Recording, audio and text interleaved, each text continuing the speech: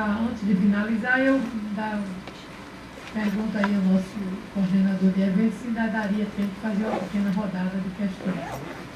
Muito rápido mesmo, mas é possível ainda. Por favor. Então, por favor, a sua nem sempre é rápida, mas seja breve. 2 segundos. 2 segundos. Já. Você já começou. Estou devendo já. Está devendo o tempo. Olha, eu nunca vi tanto ex-aluno de livramento como está hoje aqui. É verdade. Olha, eu queria parabenizar a pegada epistemológica do professor, parabenizar. Eu acho que a grande função da ciência é essa mesmo, trazer de volta nós ao mundo da vida. Mas eu queria dialogar com a Luziene em função das nossas conversas, né? Há um movimento, pela fala da Luziene, há um movimento da energia eólica, que eu estou chamando aqui na minha anotação, do litoral para o sertão, do mar para o sertão. Há um processo de interiorização da energia eólica nesse caso. A gente sabe que a infra, ela muda. A infra no litoral é uma, a infra no interior é outra. A pergunta que a gente cabe fazer aqui é o que está puxando essa energia moderna dentro de um contexto de cidades completamente subdesenvolvidas, de cidades que não têm economia moderna, boa parte delas não possuem, é o nosso caso. O que é que está puxando isso? E você disse muito bem, não é o vento nunca puxou energia eólica, né? O vento é apenas um ponto de vista disso. Se você acha que é essa infra mesmo, ou se você acha que é uma relação entre os agentes, né, esfera pública e setor privado. Porque se for esfera pública e setor privado, e aí, professor Hermes, deve clarear aqui também junto conosco, nós temos que pensar um futuro das finanças municipais de outra natureza. Em que medida isso aí vai ter algum impacto nas finanças municipais? No litoral sabemos que tem. No litoral nós sabemos que tem. A produção de energia eólica ela tem um desdobramento pequeno no município, o município arrecada, mas não há transformação. E o que leva não um parque eólico, né? Por exemplo, aqui tem prospectado do Rio Grande do Norte, lá para o Alto Oeste. O que é que leva para o Alto Oeste isso? É o quê? Eu tenho mais uma vez, eu tenho aqui a minha hipótese era sempre conservadora. Eu acho que a terra é como a terra vai ganhando outras formas de você acessá-la. Esse é um fator. Eu queria ver, mas está vendo o caso do Piauí, o que você está vendo nesse sentido? Mais alguém, para finalizar, uma última questão.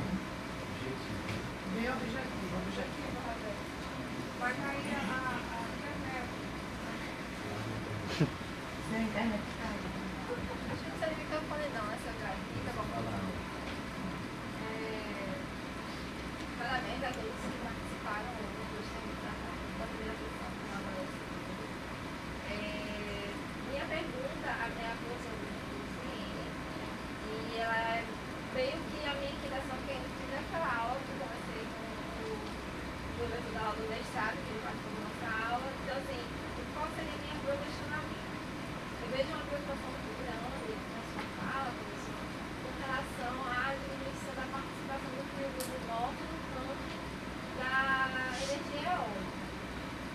Mas, de acordo com os estudos de impacto local, a energia eólica ela não tem trazido impactos permanentes para as cidades que têm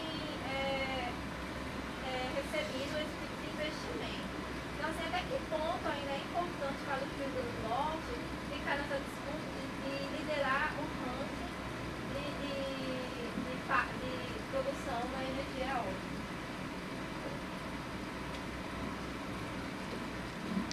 Mais alguém? Bom, parabéns pela discussão, Por favor, me desculpa. A gente vem falando que o Rio Grande do Norte vem perdendo parte do seu poder de barganhar, trazer esses parques eólicos. Duas perguntas. Primeiro, até onde isso é ruim para o Rio Grande do Norte? Porque os parques eólicos estão em construção, estão em evolução tecnológica muito grande. A Espanha falou agora que talvez vai lançar um aerogerador, que não é um aerogerador, não é um catavento, ele vai funcionar pelo balançar do vento, e não vai ter aquelas partes, vai aumentar em 4 vezes o potencial de geração. Então, a gente está perdendo e está ganhando em tem atrasado por causa do progresso tecnológico. E segundo, por que não se faz política aqui para se tentar produzir tecnologia aqui? Você tem algum motivo, tem algum porquê? E aqui que eu falo não só no Rio Grande do Norte, vou pegar o Brasil como um todo. A única que eu vi até agora foi em 1970, a única tentativa de produzir alguma coisa aqui. Nos anos 70, morreu em 82, com Falcon, uma coisa assim, sem que lá existiram.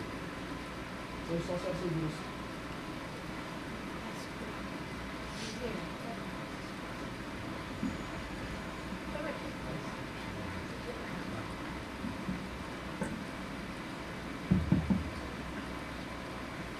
Bom, olha só. Primeiro, eu vou começar por Ângelo mesmo. Ângelo, o Piauí está despontando assim como um grande assim, polo dessa geração de energia. Primeiro, se constatou pelos estudos que eles estão avançando lá para mapear a potencialidade de geração de energia, né? E se observou que com torres de 100 metros ou mais, estão até inclusive com 120 metros de altura, podia captar bens muito maiores naquela região. E aí, uma coisa interessante que é a política do governo, tá certo? Está atraindo, de certa forma, tá certo? Esse olhar para lá, porque já que tem a potencialidade, então vamos então aproveitá-la. E aí eles estão, de certa forma, e eu acho que é isso que também falta aqui para o RN, se for comparar em relação ao outro, tá certo? Como eu falei, nós temos vários desafios a serem superados, né?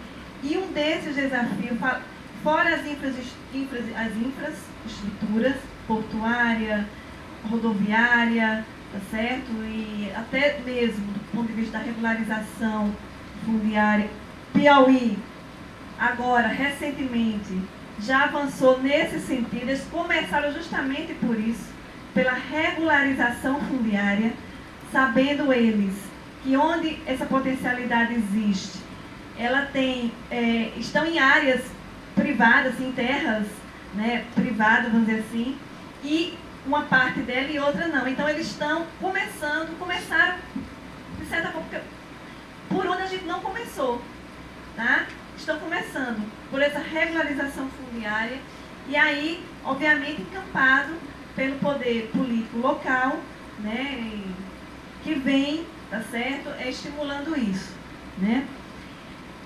Lagoa Nova, na região central do Rio Grande do Norte, a gente tem capacidade de produzir, só naquela região central, mais de 5.000 terawatts-horas de energia. É o que o Rio Grande do Norte produziu em 2014.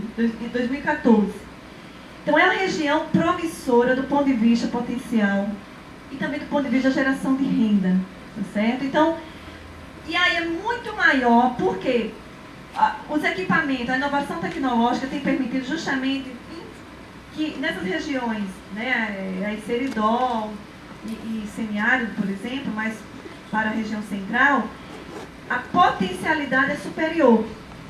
Então, bem, está indo para lá, está tendo um certo deslocamento de certa forma, tá certo? Mas também pelas estratégias das empresas. Uma coisa que não está acontecendo aqui, tá certo? As empresas, elas estão chegando, tá certo? Estão, bom, lá na região central tem potencialidade, então vai lá e se instala. E paga uma renda àquele proprietário, tá certo? Que chega a R$3.000, eu já não sei, não constatei isso, constatei 1.000, tá certo? Mas já soube que se paga R$3.000 por cada aerogerador instalado.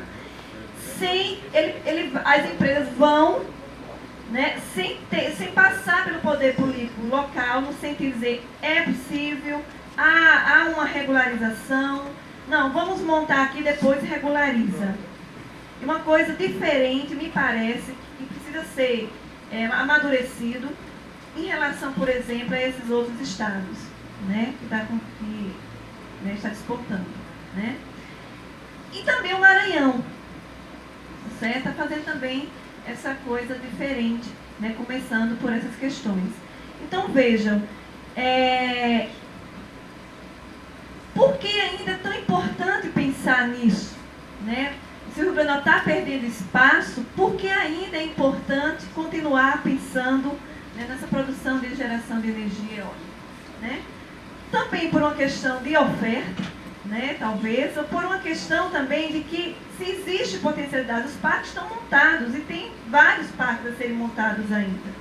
Então você tem, de certa forma, uma estrutura que foi desenhada, tá certo?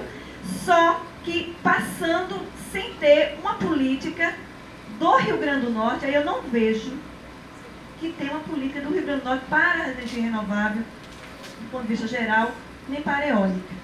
O que temos são muitos estudos. Tanto não temos, tá certo, que está acontecendo vários impactos, realmente vários impactos socioambientais terríveis nesses municípios não estão sendo montados, tá? Porém, eu não posso chegar lá em Parazinho, onde tem um canteiro de obras, as pessoas estão reformando suas casas, e dizer para eles que essa atividade não é sustentável, não. Eles estão ganhando uma renda por 20 anos, tá certo? E aí você chega, do ponto de vista da local, você tem um impacto naquele município, né? De Parazinho, de Areia Branca, de São Miguel do Gostoso, que é a cidade dormitório, vamos dizer assim, onde as empresas, né, se instalam para montar nos municípios os seus parques. Então, vejam, é muito complicado isso, porque parece que não há comunicação das empresas com o poder político local e nem do ponto de vista do Estado como um todo, tá? Então, estamos perdendo esse espaço, de certa forma, e eu acho, Renato, né? E eu acho, Renato, que nós estamos perdendo mesmo, tá certo? Tanto é que os dados vêm mostrando isso, tanto é que a eólica e os estudos já estão voltando o seu olhar para esses outros estados, Bahia, Piauí, Pernambuco, Bahia, Piauí, Maranhão, um pouco de Pernambuco também, mas principalmente Bahia, Piauí e Maranhão. Então já estão olhando, estão sendo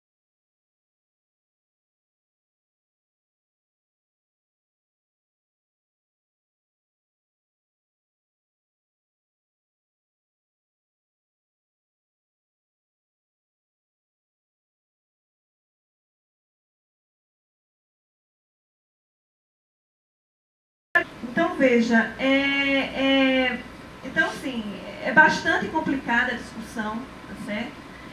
E eu acho que o grupo de pesquisa da gente, né, pode dar algumas respostas, tá? E também podemos traçar algumas políticas, né? Ou podemos traçar algumas orientações, vamos dizer assim. Mas, como eu falei, tem que ser pensado do ponto de vista sistêmico. Do ponto de vista sistêmico, precisa de políticas específicas, né? Do ponto de vista nacional, como o Proinfa e os leilões de energia. Do ponto de vista do Estado do Rio Grande do Norte, não só. E aí tem uma coisa que eu não citei, que eu estou pesquisando agora, que é uma guerra fiscal, que é a guerra fiscal do setor, viu? Então, veja, tem uma guerra fiscal muito forte, uma coisa que o Piauí e o Maranhão estão indo na contramão nesse sentido. Lá eles estão indo por incentivos financeiros, por exemplo, tá certo?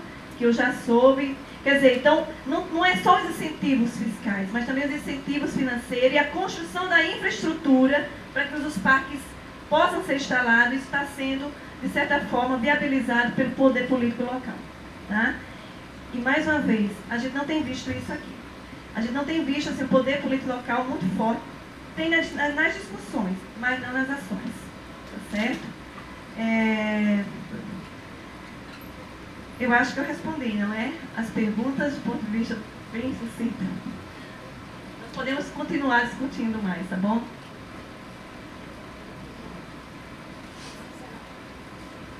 Então, eu agradeço aos expositores, agradeço a Lindomar e a Ziene, né, dizer que foi um prazer fazer a mesa, parabenizo a organização do evento, e na pessoa do professor Fábio e de sua equipe, né, devidamente identificada com uma camiseta muito bonita, né? Então, parabenizo e para todos um bom fim de semana.